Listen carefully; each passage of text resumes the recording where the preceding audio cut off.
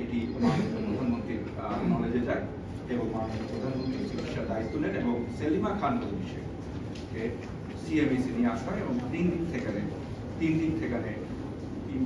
4 দিন থেকে সেখানে আইসিইউতে থাকার পরে সেখানে তিনি মারা গেছেন। ঘটনা ঘটেছিল 14ই জুলাই 15ই জুলাই সেলিমা খান বলবিশের ভাই শফিউল খান সাহেব থানায় একটি মামলা করেন অজ্ঞাতনামা বিরুদ্ধে 326-307 ধারায়, কারণ তখনও আমাদের ভিকটিম সেলিমা খান মজলিস বেঁচে ছিলেন।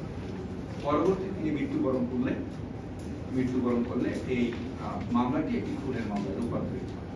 9 দিন থানা পুলিশ মামলাটি তদন্ত করে এবং মামলাটি তদন্ত শেষে 9 দিন পরে এইটি চলে যায় সিআইডিতে। সিআইডির একজন সিনিয়র অফিসার মামলাটি তদন্ত করে এবং 14 মাস তদন্ত শেষে একটি ফাইনাল রিপোর্ট জমা দেন এবং ফাইনাল রিপোর্টটি ধারণা দেওয়া হয় সে সেলিমা খান মজলিস আত্মহত্যা করেছে। সেই সময় আদালত আবার এই 15 সালের অক্টোবর মাসে আদালত সেই ফাইনাল রিপোর্টটি অ্যাকসেপ্ট করে এবং সেই সময় আমরা যেটুকু শুনেছি আমাদের যে বাদী উনি এখানে উপস্থিত আছেন, উনি মৌখিকভাবে সম্মতি দিয়েছেন যে যেহেতু সবাই বলছেন তিনি আত্মহত্যা করেছেন, সুতরাং তিনি মামলাটিতে আর নারাজগি দিয়ে ইচ্ছুক নন।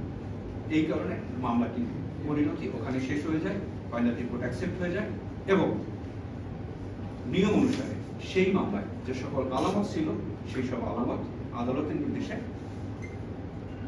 ধ্বংস করে দেওয়া হয় এবং প্রসেস অনুযায়ী এই ডকেটটি এখন চলে যাবে হলো ডিস্ট্রিক্ট কালেক্টরের অফিসের রেকর্ড রুমে, যেখানে 12 বছর রেকর্ডটি থাকার কথা। সেই অনুসারে এই প্রসেস মেনে মামলার ডকেটটি থানায় পাঠানো। তারপরে 5 বছর চলে যায়। 5 বছর চলে যাওয়ার পর আমাদেরকে নিকট বলা হয় পুলিশ হেডকোয়ার্টার থেকে যে প্রধানমন্ত্রীর কার্যালয়ে চাচ্ছে মামলাটি পুনরুজ্জীবিত হোক এবং এই পুনরুজ্জীবিত করে তদন্ত করার দায়িত্ব দেওয়া হয় পুলিশ হেডকোয়ার্টার এবং সেখান থেকে নির্দেশনা দেওয়া হয় এটি পিবিআই যে এই মামলাটি পিবিআই পুনরুজ্জীবিত করতে এবং তদন্ত করতে। পিবিআই তদন্ত করতে গিয়ে প্রথমেই খোঁজে ডকেটে, আমরা সেই ডকেটটি খুঁজে পাই। আমরা কোথাও আর সেই ডকেটটি খুঁজে না পাই। আমরা থানা বিভিন্ন জায়গা খুঁজি, তারপর আমরা সার্কেল অফিস খুঁজি, এসপি অফিস খুঁজি, আমরা কালেক্টর অফিসের সেই মালখানা খুঁজি, আমরা কোথাও আর ডকেটটি পাই না। ডকেটটি হারিয়ে যায়। ডকেটটি হারিয়ে যাওয়ার পরে তারপর আমরা মামলা পুনরুজ্জীবন করার সাহস দেখাই। আমরা বাদীকে নিয়ে আদালতে যাই যে আমরা মামলাটা পুনরুজ্জীবিত করতে চাই। বাদী যেহেতু সেই মামলা অ্যাকসেপ্ট হয়ে গেছে আদালত কর্তৃক, তখন আদালত থেকে বলা হয় যে না, বাদীর রিকোয়েস্ট হবে না, পিবিআই যদি নিজে চায় তাহলেই মামলা পুনরুজ্জীবিত হবে। তখন আমাদের ইন্সপেক্টর সালাউদ্দিন পিবিআই ঢাকা জেলায় সে একটি দরখাস্ত দেয় এবং বলে যে আমাদের এখানে আমরা মামলাটি আবার দেখতে চাই। তখন এই মামলাটি আবার পুনরুজ্জীবিত হয় এবং পুনরুজ্জীবিত হওয়ার পর মামলার ডকেট তো কোথাও নাই। এই কারণে আমরা জুডিশিয়াল ডকেটের জন্য আবেদন করি। আপনারা জানেন যে জুডিশিয়াল ডকেটের থাকে হলো সাধারণত পিএম রিপোর্ট থাকে, তারপর এফআইটি থাকে, তারপর থাকে হলো পোস্টমর্টম রিপোর্ট থাকে, আরো অল্প কিছু জিনিসপত্র থাকে। আমরা সেটি দিয়ে আমরা মামলা তদন্ত শুরু করি। যদিও 3 বছর পরে অর্থাৎ এবং মামলা তদন্তের আমরা দায়িত্ব পাই 20 জানুয়ারি 2020 সালে। এরপর কোভিড শুরু হয় এবং আমরা 2022 সালে এই মামলার ডকেটের কিছু অংশ যেটি সার্কেল অফিসে থাকার কথা ডুপ্লিকেট তারই কিছু কাগজপত্র আমরা পাই। আমাদের এই মামলা তদন্তকালে আমাদের সবচেয়ে সহযোগিতা করেছেন যে আমাদের এই মামলা যে 2 বোন যে এখানে উপস্থিত আছেন, শাহনাজ পারভীন খান মজলিস এবং নীলুরা খান আমেরিকা থেকে চলে আসেন। এনারা নিয়মিত আমাদের অফিসের সাথে যোগাযোগ রাখেন এবং তাদের একটাই দাবি, তারা সত্য উদ্ঘাটন চায়, এটি আসল কি সত্য। তো আমরা যতদূর চেষ্টা করি কোনোভাবেই আমরা এইটি নিয়ে আগাতে পারি না। তখন আমরা একটি কৌশল অবলম্বন করি। ওনারা প্রতিবার যখন আসে তখন আমরা লিখে রাখি ওনারা কি বলে, কি শুনছেন। ওনারা অনেক কিছু শুনেছেন, সেই অনেক কিছু শোনার মধ্যে যেটি তারা বলেছেন যে একসময় তারা বলেছেন যে ইলোরাকে নাকি তার মা বলতেন ইলোরা খান মুজদেশকে যে ওরা আমাকে মেরে ফেলবে, কখনো বলেন নাই কে মারবে। তারপর বলছেন আমি খুন হলে তুই দেশে আসবি না, তোকে মেরে ফেলবে, উনি বলেন নাই। তারপর বলছেন যে উনি খবর পেয়েছেন যে যখন তার বোনরা যায় উপরে গিয়ে দেখছেন যে তার ভাইয়ের পাশের কাঠে তার মা শোয়া এবং তার মা মাথার দুই পাশে 2টি বালিশ এবং নিচে একটি পুরাতন পেপার দেওয়া যাতে রক্ত বেশি আবার নিচে না পড়ে, চোখ পড়ে, এরকম একটি তারা খবর পায়। এবং তারা এখানে ওখানে শোনেন যে আলামতের মধ্যে, আমরা অন্য জায়গায় কথা বলি যে আলামতের মধ্যে ছিল যে এর মধ্যে শুনছেন ওরা মা বাড়ি বিক্রি করতে যাচ্ছে, 2 বোন বাড়ি বিক্রি করতে যাচ্ছেন না। তারপরে ওনারা শুনেছেন যে ওয়ালে রক্তের দাগ ছিল, তারপরে সিঁড়িতে রক্তের দাগ ছিল, সেগুলি পুলিশ নেয় নাই, যেহেতু আমরা ডকেট নিয়ে আমরা জানি না। তারপরে ওনারা শুনছেন যে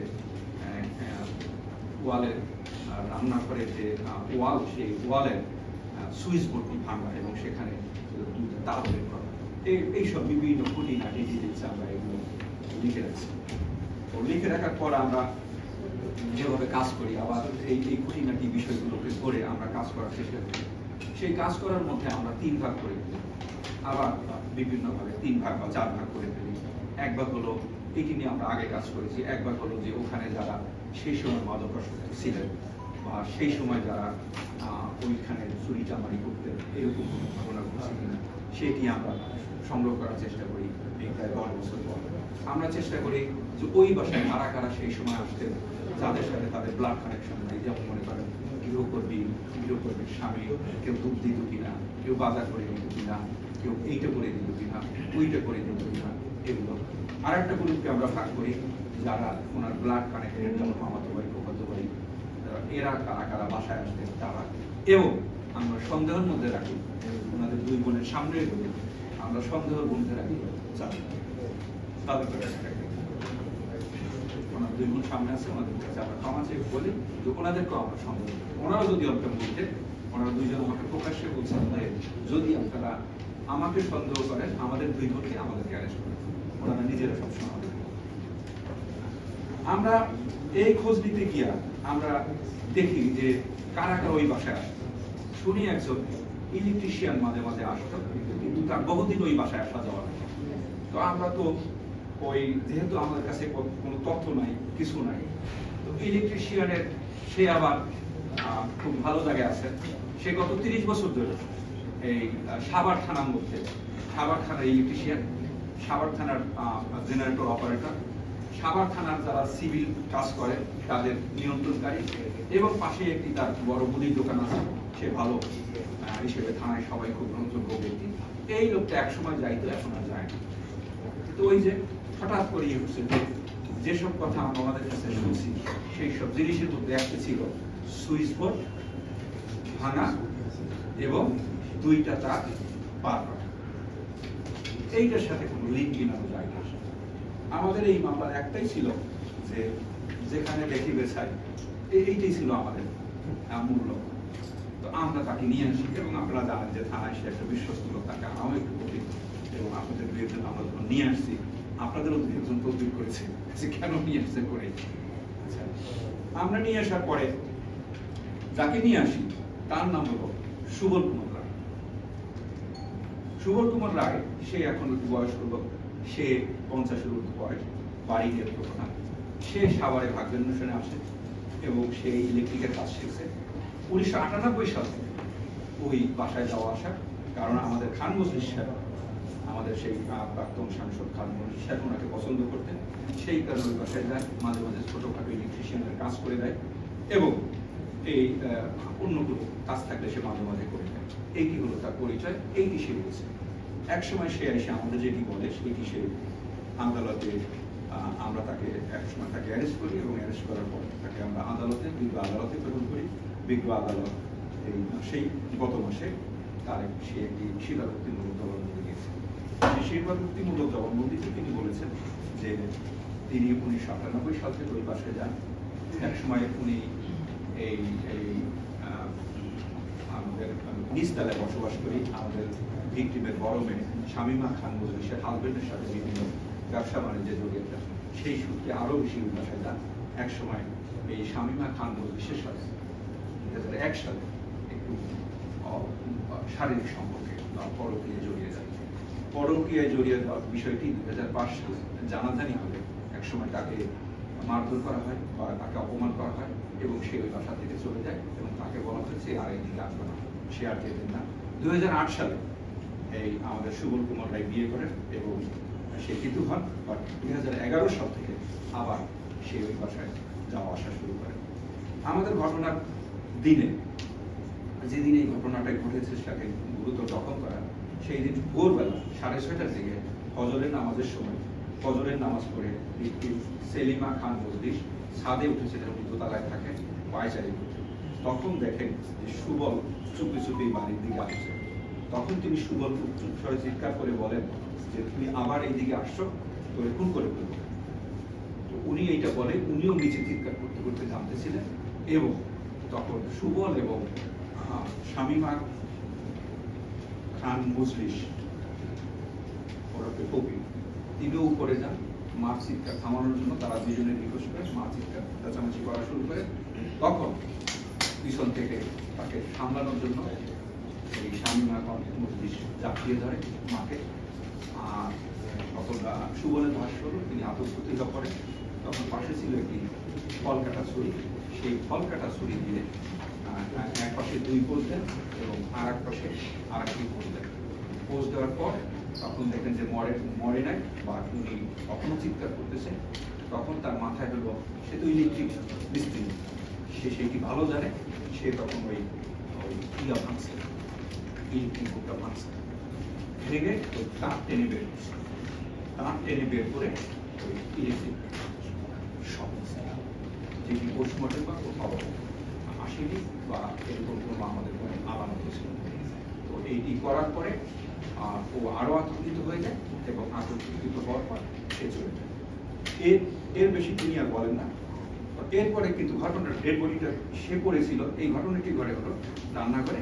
কিন্তু আমরা ইয়াকে পাচ্ছি, আমরা আমাদের যে ভাষ্যগুলো ছিল সেই ভাষ্য অনুসারে আমাদের এই ভিকটিমের যে শরীর শোয়ানো ছিল সেটি ছিল হলো তার ছেলের পাশের। তো তার মানে হলো তাকে নিয়ে আসা হয়েছে। এই কারণে আমরা শামীমা খান মুজলিসকে আমরা গ্রেফতার করেছি। তাদের 2 মোড়ের অনুমতি নিয়ে আমরা গ্রেফতার করেছি। গ্রেফতার করার পর তিনি আমাদেরকে সত্য স্বীকারোক্তি দেন। তবে আমরা আরো কিছু লোককে গ্রেফতার করার চেষ্টা করছি এবং আমাদের এই মামলাটা শেষ পর্যন্ত এসছে। এই পাওয়া যায় তাহলে আমরা এটি আদালতকে জানাবো। যে কারণে ওই টিআরবিতে এই রেকর্ডটা এই কারণে 12 বছর রাখা, এই কারণে ফাইনাল রিপোর্ট 12 বছর রাখা। আবার একই কারণে দেখেন, আপনাদের মনে আছে 2016 সালে রাজশাহীতে একটি নাইস ইন্টারন্যাশনাল সবচেয়ে তখন বড় হোটেলটি ছিল, সেখানে একটা রুমে পাবনা বিশ্ববিদ্যালয়ের একটি মেয়ে সুমাইয়া এবং রাজশাহী ইউনিভার্সিটির একটা ছেলে মার্ডার হয়েছিল, মনে আছে? হোস্টেলের থানা পোস্টমর্টমে আসছে যে ছেলেটা রেপ করে বালিশ চাপা দিয়ে মারছে, আবার এরপর আবার ছেলেটা শোকে দুঃখে সুইসাইড করছে। তাহলে বাবা, মেয়ের বাবা এবং ছেলের বাবা দুইজনই খুশি যে দুইটাই মরছে এবং পোস্টমর্টম ওই পথে আসছে। কিন্তু আমরা এটা বিশ্বাস করি। যখন রাজশাহী মেট্রোপলিটন পুলিশ যখন ফাইনাল রিপোর্ট দেয় তখন আমরা কোর্টে গিয়ে দাঁড়িয়েছি যে আমরা এই মামলাটা বলতে পারি এবং পরে আপনারা জানেন সেদিন 4 তারিখ আমরা ডিবেট করছি, 4 তারিখ হলো ইউনিভার্সিটি। এটা সিআইডি করেছে তদন্ত, আপনারা চাইলে এটা হচ্ছে কোনো রিইনভেস্টিগেশনটা, সেটা আদালত কিভাবে অ্যাকসেপ্ট করবে? আদালত অ্যাকসেপ্ট করছে, এটি আদালতের ক্ষমতা এবং বিধিবিধান মাননীয় বিভাগীয় প্রধান। এবং আমরা এখন বলছি আপনার জ্ঞাতার্থে আর একটু বলি সুবিধার্থে, এইটি ছিল 12 বছর, কারণ 12 বছর রেকর্ড থাকবে।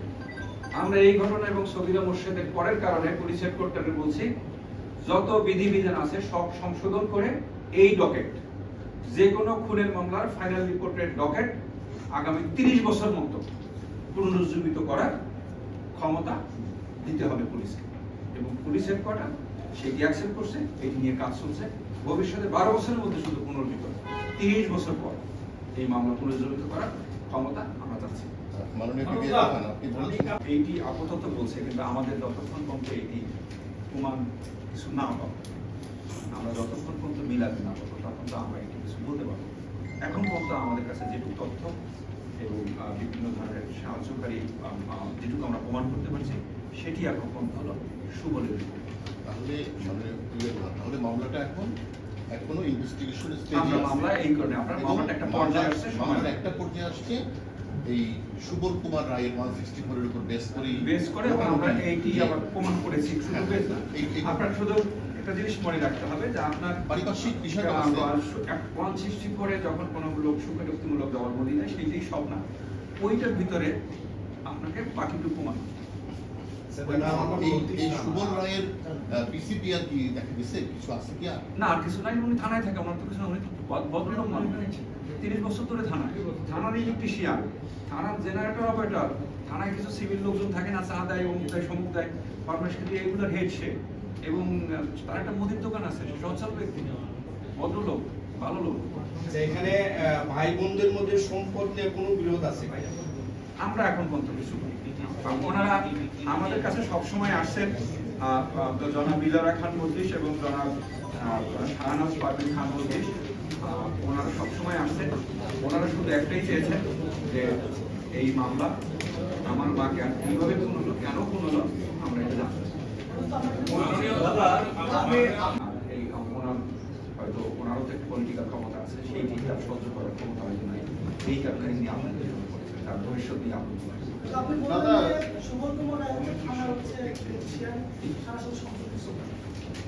আমি বলি নাই, ও বলছে, ওই সুফল বলছে।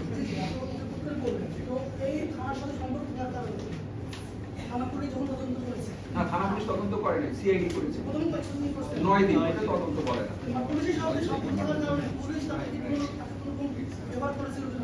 আমরা এখন পর্যন্ত পাইনি, কারণ ওকে কেউ সাসপেক্টই করে। দাদা, সিআইডি এই যে প্রতিবেদন দিল আত্মহত্যা করেছে, তো একটা ক্লিন মার্ডারকে কিভাবে সুইসাইড করলো, এটা যদি কি জানা গেল বা কোন বেসিসে তার আমি একটা কথা বলতে চাই এটার সাথে, যেহেতু তার এখানে দাগ ছিল কাটা, দুইটা, এক পাশে দুইটা, এক পাশে একটা। তাহলে এটা কিভাবে সুইসাইড কিভাবে বলবো? তারা ই করলো, অন্য প্রভোগ করছে কে? কিভাবে এটাকে আত্মহত্যা করবে? কেন একবারও সন্দেহ